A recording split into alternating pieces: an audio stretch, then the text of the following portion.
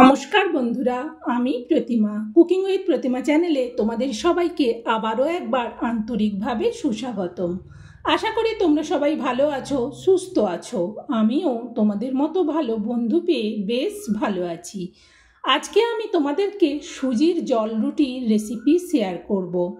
এই প্রচণ্ড গরমে আটা রুটি রোজ রোজ খেতে কারোরই ভালো লাগে না। এইভাবে সুজি দিয়ে জল রুটি বানিয়ে নিও, খেতে খুব সুন্দর লাগে। আর সুজির জল রুটি বানানোটা খুবই সোজা। তার জন্যে দেখো, সবের প্রথম আমি এখানে ছোটো বাটিতে 200 গ্রামের মতো সুজি নিয়েছি। এই 200 গ্রাম সুজিকে আমি এখন জল দিয়ে ভিজিয়ে দেবো। আমি এক বাটি ভর্তি করে জল নিয়েছি, পুরো জলটা সুজির মধ্যে দিয়ে দিলাম। এবার ভালো করে সুজিটাকে জলের সাথে মিশিয়ে নেব।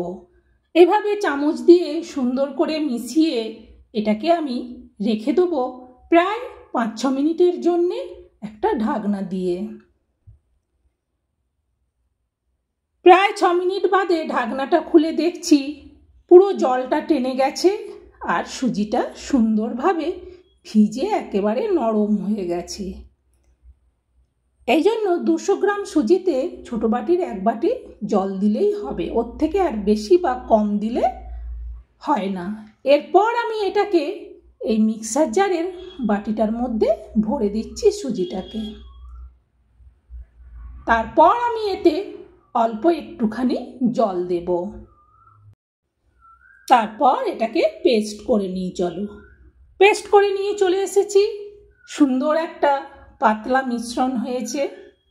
এটাকে একটা অন্য জায়গার মধ্যে ঢেলে নিলাম।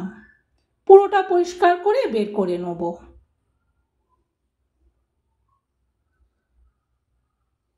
একটুখানি জল দিয়ে মিক্সার জারটা ধুয়ে নিচ্ছি, কারণ ওতে অনেকটাই লেগে আছে, তাই পরিষ্কার করে বের করে নিলাম। এরপর এতে আমি 1/2 বাটি দুধ দিচ্ছি। চামচ দিয়ে এবার যে মিক্সার জারটা ধুয়ে যে জল দিলাম, দুধ দিলাম, সেটা মিশিয়ে নিলাম। পরিমাণ মতো দিয়ে দিচ্ছি লবণ, আর দিচ্ছি গুঁড়ো করা চিনি, অল্প একটু কালো জিরে,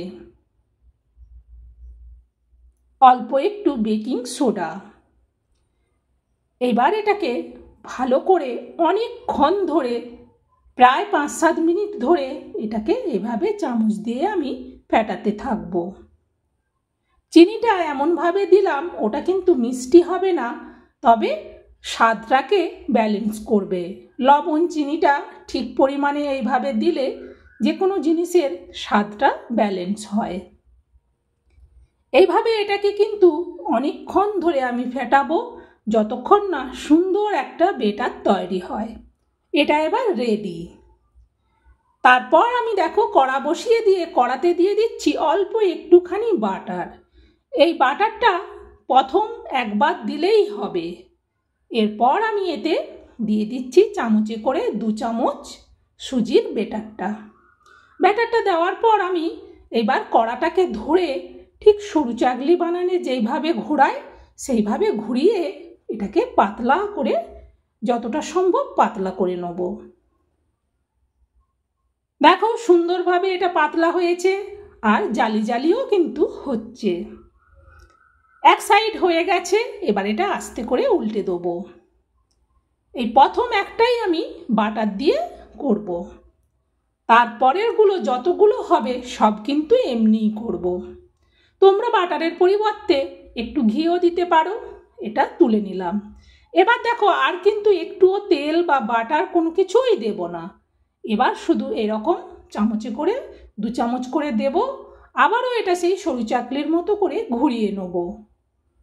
এইভাবে কড়াই করে জল রুটি বানানো কতটা সহজ তোমরা দেখে নাও, আর তোমরাও বানিও এইভাবে। গরমের সময় কারোরই একঘেয়েমি আটা রুটি খেতে ভালো লাগে না, এইভাবে সুজি দিয়ে জল রুটি করে নিও।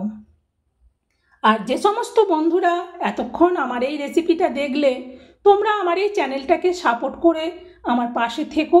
আমার জানা রেসিপিগুলো তোমাদের ভালো লাগবে। আর সব বন্ধুরা অবশ্যই লাইক দিও। লাইক পেলে রেসিপি শেয়ার করার উৎসাহ অনেক বাড়ে।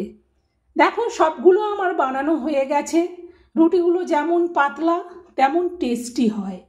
এইভাবে তোমরা জল রুটিটা গরমের সময় বানিয়ে নিও। গরমের সময় এরকম একটা হেলদি রেসিপি সবাইয়েরই ভালো লাগবে, বাচ্চা থেকে বড় সবাই খুব আনন্দের সঙ্গে এইভাবে জল রুটিটা খাবে। আর বন্ধুরা, এত সুন্দর একটা রুটির রেসিপি আমি তোমাদেরকে শেয়ার করলাম। তোমরা এটা তোমাদের আত্মীয় বন্ধুবান্ধব সবাইকে শেয়ার করে দিও, যাতে সবাই এইভাবে মজাদার সুজি দিয়ে জল রুটি বানিয়ে খেতে পারে। আর আমাকে কিন্তু তোমরা কমেন্ট করতে ভুলো না যে আমার এই সুজি দিয়ে জল রুটি বানানোটা তোমাদের কেমন লাগলো। বন্ধুরা, আজকের মতো রেসিপি শেষ। তোমরা সবাই ভালো থেকো, সুস্থ থেকো। তোমাদের সাথে আবার আমার পরের রেসিপিতে দেখা হবে। আমি আবার এরকম ভালো ভালো রেসিপি নিয়ে তোমাদের কাছে চলে আসবো।